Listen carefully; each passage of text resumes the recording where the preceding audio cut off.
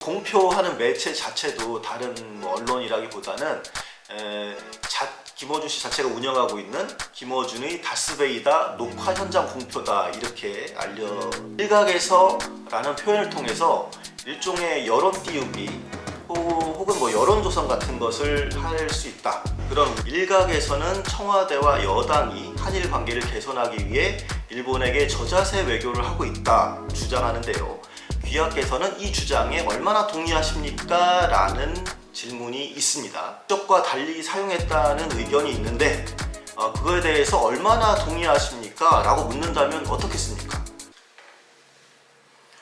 여론교사 이경락입니다. 오늘은 안녕하시냐는 인사말보다 이번 이태원 사고로 돌아가신 희생자분들의 명복을 빌고 또 유가족들에게 애도를 표하는 말로 시작을 하겠습니다. 너무나 안타까운 죽음이었고 있어서는 안 될 사고였습니다. 남은 분들이 얼마나 힘드실지 상상도 되지 않지만 몇 마디 말이 위안이 될 수도 없겠지만 그래도 깊은 애도의 뜻을 전합니다. 그러나 한편으로 우리 언론의 참사에 대한 보도 이와 관련해서는 깊은 유감을 표하지 않을 수가 없습니다. 우선 참사 현장을 너무 자극적으로 보도하는 것에 유감을 표합니다. 우리나라 방송들은 이른바 그림이 된다는 이유로 자극적인 사고 상황을 여과 없이 방송하는 경향이 있습니다. 이번에도 방치된 시신들의 모습을 좀 여과 없이 전파를 통해 보냈고 아비규환 혹은 지옥도 이런 표현으로 상황을 설명하는 보도들도 많았습니다. 이러한 보도는 희생자들을 존중하는 보도도 아니고 사회 구성원들의 그런 트라우마를 증폭시키는 보도다 이렇게 볼 수가 있겠습니다. 또한 예견된 참사라는 뻔한 수사에서 벗어날 필요도 있어 보입니다. 모 방송은 28일 메인 뉴스에서 이태원 축제의 실황을 생중계를 했습니다. 그리고 다음 날은 이틀 정도 지나고 나서죠. 예견된 참사다 이렇게 보도를 했습니다.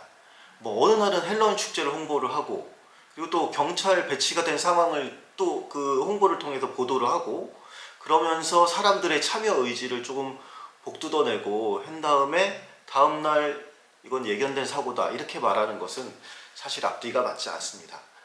사고가 예견되는 일이라면 사실 언론이 먼저 감시를 하고 비판해야 되는 것이 책임이기 때문입니다. 위기 관리에 있어서 라인리 법칙이라는 것이 있습니다. 1930년대에 한 보험사 직원이 발견한 통계적인 그런 통찰인데요. 1대 29대 300 법칙으로도 알려져 있습니다.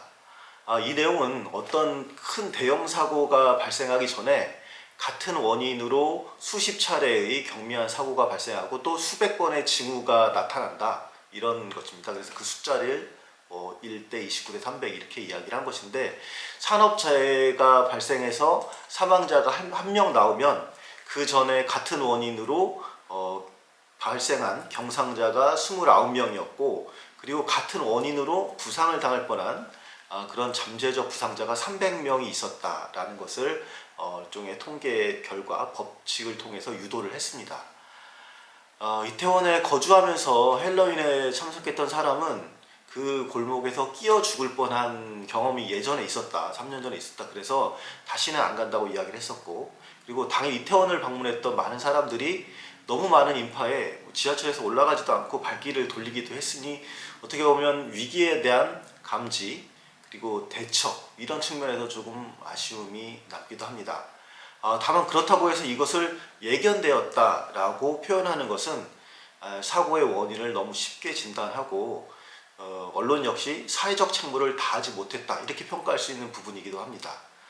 아마도 다음 주에는 사고 원인과 관련된 다양한 여론조사들이 나타날 것으로 예상됩니다만 모쪼록 사건의 본질을 꿰뚫을 수 있는 그런 보도로 이어지길 바랍니다.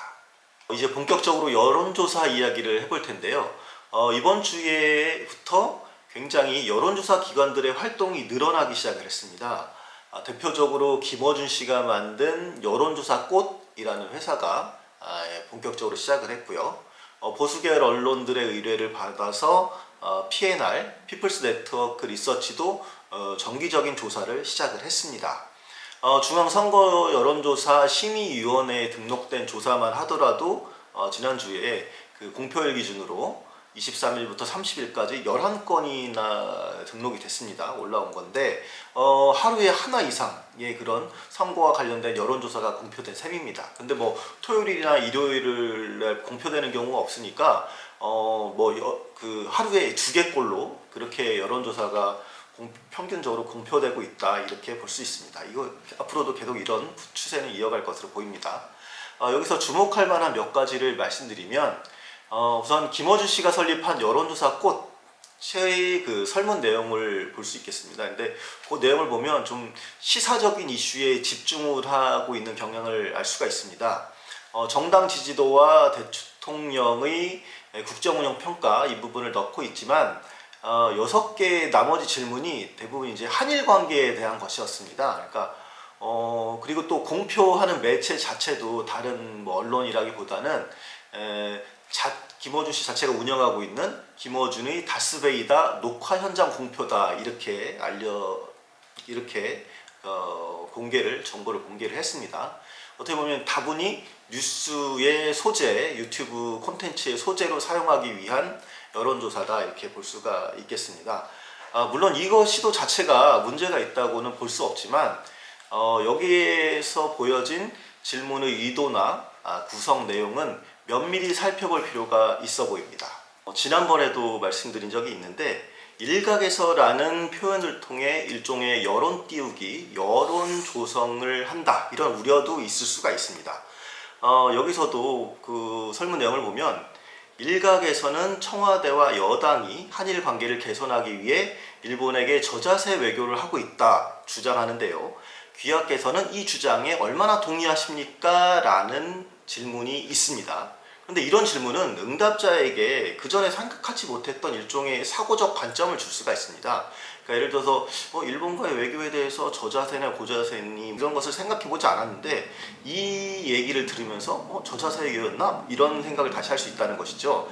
그리고 나아가서 일반화되지 않은 그런 주장을 여론으로 조사를 함으로써 논란을 부추기는 측면도 있습니다. 예를 들어서 어떤 조사가 홍길동 씨가 유튜브나 기부금을 모은 돈으로 재산을 축적하고 그리고 목적과 달리 사용했다는 의견이 있는데 그거에 대해서 얼마나 동의하십니까? 라고 묻는다면 어떻겠습니까? 그게 사실 여론조사일까요? 그렇기 때문에 일각의 주장, 이런 것들을 가지고 여론을 조사하는 방식은 매우 주의할 필요가 있습니다. 한편 에브리 CNR이라는 업체가 대구 지역에서 실시한 조사를 보면 당대표 적합도 질문이 있습니다. 이번 조사에서는 나경원 전 의원이 빠졌다는 게 큰 특징인데요. 다른 조사들이 여전히 후보군에 나 전 의원을 넣었던 것과 달리 이 조사는 나 전 의원을 뺐습니다. 그 결과 유승민 전 의원이 적합하다는 의견이 25.5%로 나왔고, 다음으로 안철수 의원 16.6%, 김기현 의원이 9.9%로 나타났습니다. 하지만 여기서 다시 또 국힘 지지자들을 대상으로 한 수치를 보면 좀 차이가 있는데요. 국민의힘 지지자 사이에서는 안철수 의원이 22.8%로 가장 높았고, 유승민 전 의원 16.3%, 김기현 의원이 15.5%로 나타났습니다. 뉴데일리가 28일과 29일 양일간 전국 단위 응답자를 조사한 결과를 보면 국민의힘 지지자와 무당층 사이에서 여전히 나경원 전 의원이 21.3%로 높은 당대표 적합도 지지율을 보이고 있습니다. 이러한 부분은 구체적으로 후보군이 정해지면 뚜렷하게 이제 구분할 것이다, 앞으로 그럴 것이다, 이렇게 볼 수 있겠고요. 아직 총선이 1년 반 정도 남았지만 본격적으로 이러한 여론조사들이 늘어나고 있습니다. 앞으로 다양한 여론조사들이 공표가 될 텐데요. 그 안에 문제점은 없는지 계속해서 지켜보고 여론교사를 통해서 함께 고민해 보겠습니다. 구독과 좋아요 부탁드리겠습니다.